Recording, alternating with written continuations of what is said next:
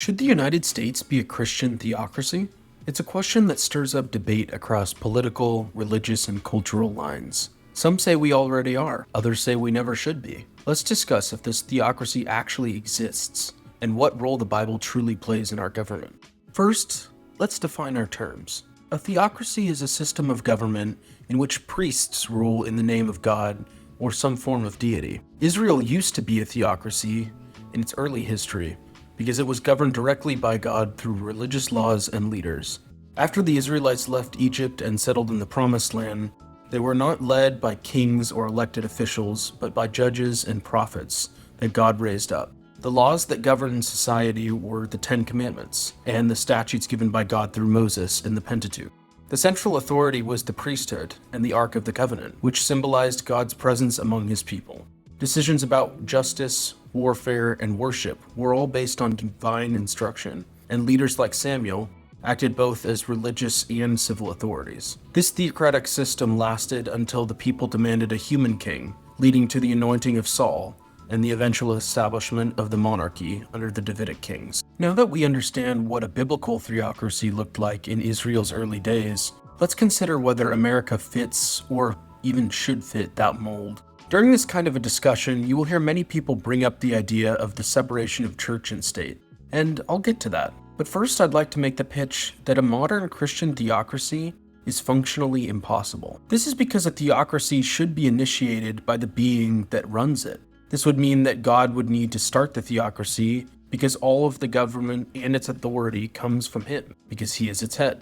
Without clear divine initiation and authority, any man-made attempt at theocracy would lack legitimacy and risk distorting God's intended order. Even if God allowed some true believers to start a Christian theocracy, there's no biblical evidence that God would bless that effort or actually step into the role that that nation would require of him. Now, God definitely has the power to start and administer a country if he wanted to.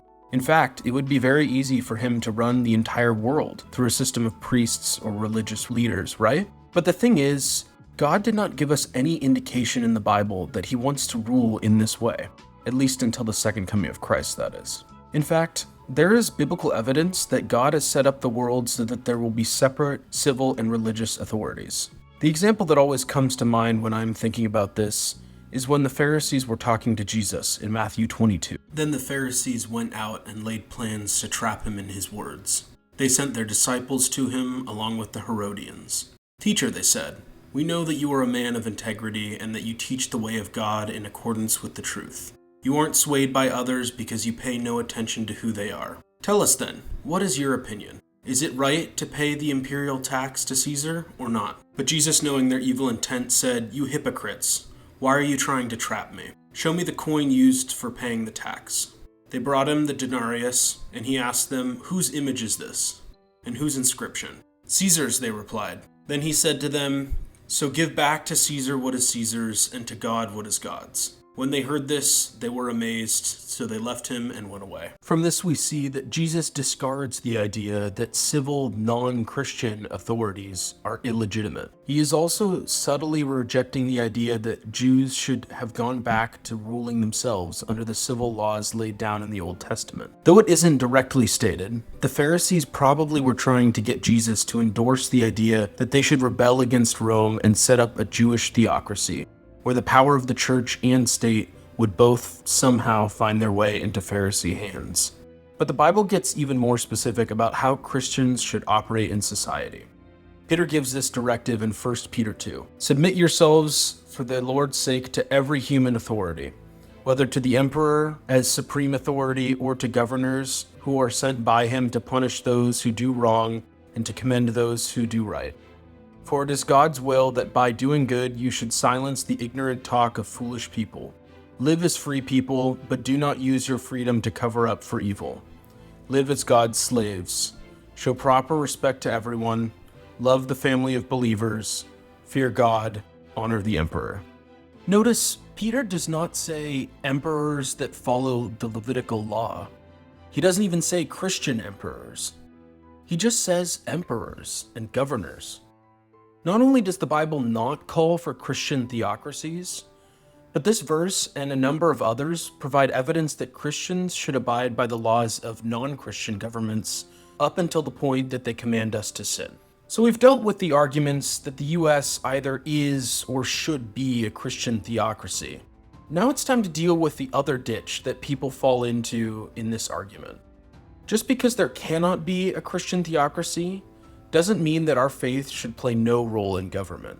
You will hear many people out there, particularly atheists, say that the idea of the separation of church and state found in the Establishment Clause of the First Amendment means that the government should not have anything to do with religion or religious values. Basically, they will use this argument to say that the government should be atheist, just like them. Now, this idea of the separation of church and state comes from the early Baptists in America, particularly a Baptist minister named Roger Williams, who would go on to found the state of Rhode Island. His idea was that the political institutions and religious institutions should serve different purposes and should not exert control over each other. In the United States, this principle prohibits the establishment of a national religion and protects the free exercise of religion. The goal is to ensure religious freedoms for all citizens. While some people choose to read this to mean that there is no room for the Bible in government, it was actually set up by Christians to prevent an entity like the Catholic Church from becoming the national religion, which would be forced onto Protestants, or for the US to set up its own version of the Anglican Church of England, which would do much the same thing. Early American Christians, particularly the Baptists like Roger Williams, feared government interference in religion more than they feared religious interference in government. So the idea that Christianity has no place in American government because of the separation of church and state is quite misinformed. In fact, although it rarely seems like it these days, the Bible is a critical pillar of our society and government.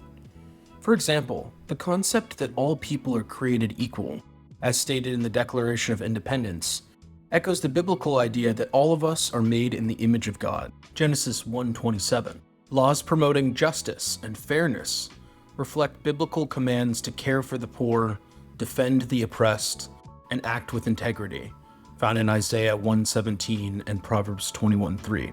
The prohibition of perjury in court reflects the biblical commandment against bearing false witness, found in Exodus 20:16.